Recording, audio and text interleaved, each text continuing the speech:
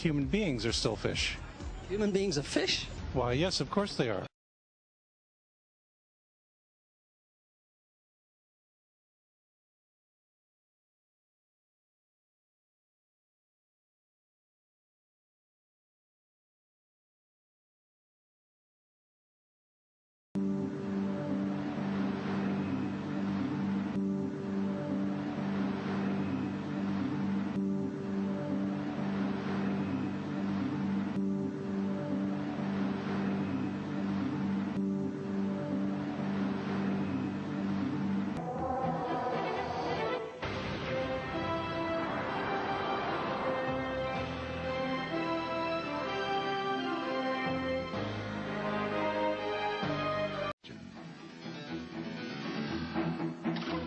Forelegs, which is one of the great scientific books of all time, he captured the public imagination partly because it's a fantastic fish, but I think we must also give credit to JLB for a really good marketing exercise.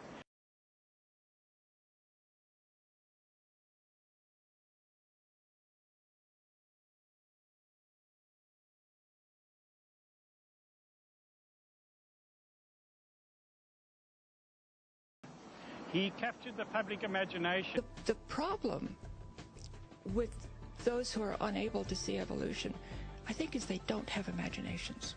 It's really just an argument from incredulity. Apparently, oh, so we're apes, we're fish, we don't have any free will or anything like that, or some nonsense. It's really interesting that they want to use this argument from incredulity, this lack of imagination. So there isn't a process, as it were, going on in the cell saying, look, be patient. No. It's going to be a feather, believe me. Yes. It doesn't happen like that. There's got to be a series of advantages all the way in the feather. If you can't think of one, then that's your problem, not natural selection's problem. Natural selection,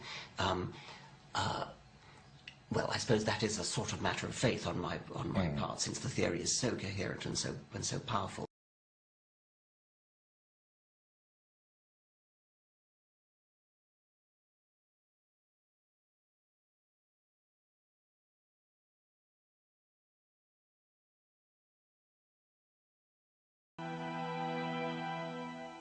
There's something about the ancient nature of this fish and the story that goes with it. And the story that goes with it.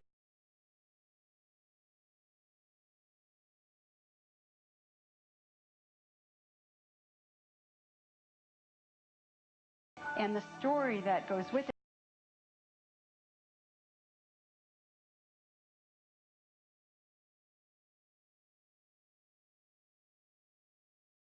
And the story that goes with it.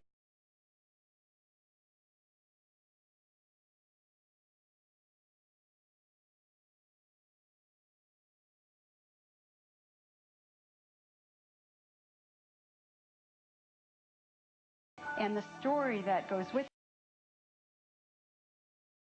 And the story. It's a coelacanth. Since J.L.B. Smith identified the strange fish, he was able to christen it. He named the genus Latimeria, after the woman who had saved the fish for science, and the species Calumny, after the river near where it was caught. The press went wild with the news, calling it the most important scientific discovery of the century. A creature from a group thought to be extinct for millions of years was alive. It was a living fossil, a window into the past. The term living fossil had been coined by Darwin. In his writings on evolution, he argued that somewhere, most likely in the ocean depths, some creatures would have eluded the pressures to evolve and changed little from prehistoric times. Now, here was a living coelacanth, strikingly similar to fossils more than 50 million years old.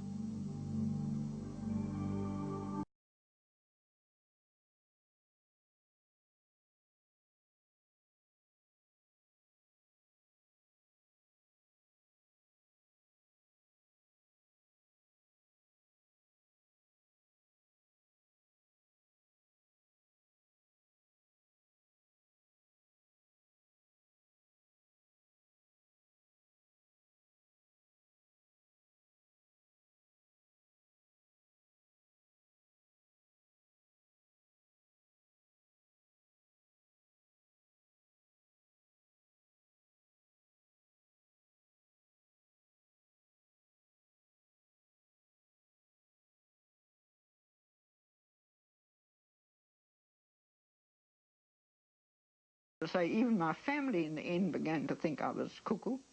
I suppose I was very cuckoo. Coelacanths are close relatives of the fish that scientists consider as the ancestor of all land animals.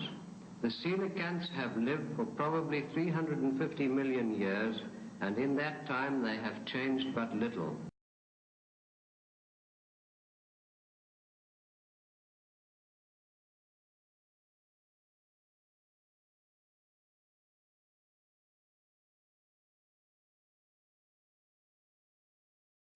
Coelacanths are close relatives of the fish that scientists consider as the ancestor of all land animals. The coelacanths have lived for probably 350 million years, and in that time they have changed but little.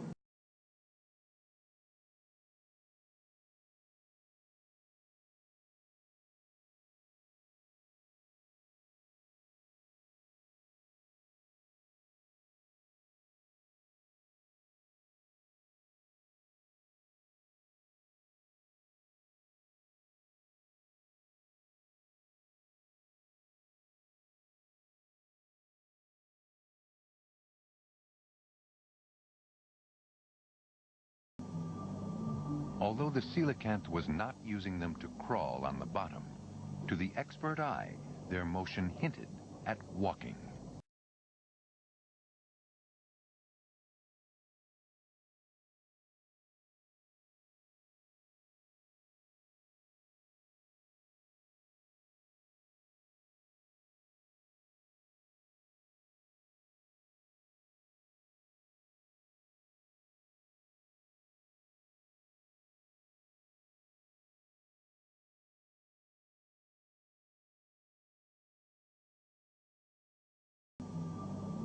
Although the coelacanth was not using them to crawl on the bottom, to the expert eye, their motion hinted at walking.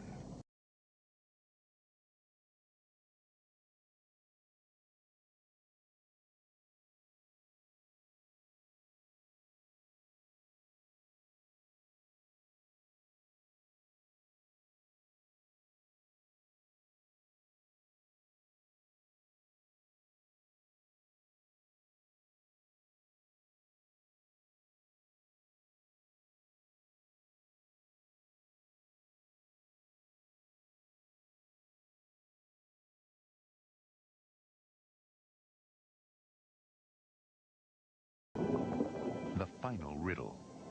The coelacanth may never have stepped onto land.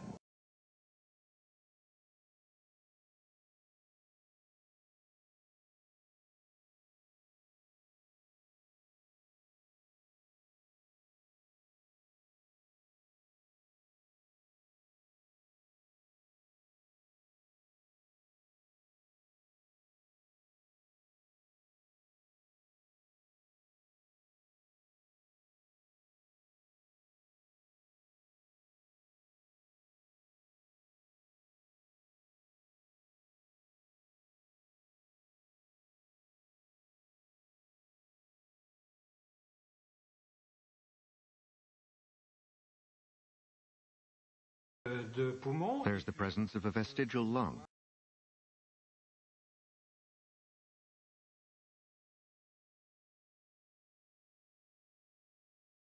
Scientists will continue to explore these secrets, and perhaps more lives will be touched by this mysterious survivor.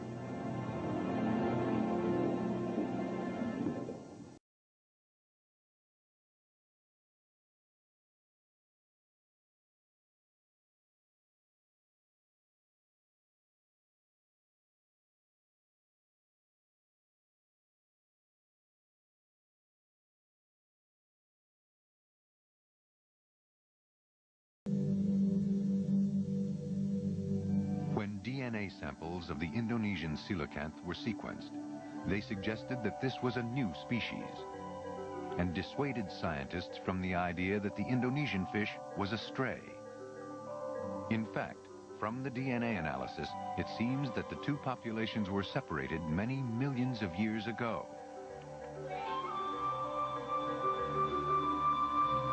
Once again, the mysterious fossil fish surprised scientists around the world.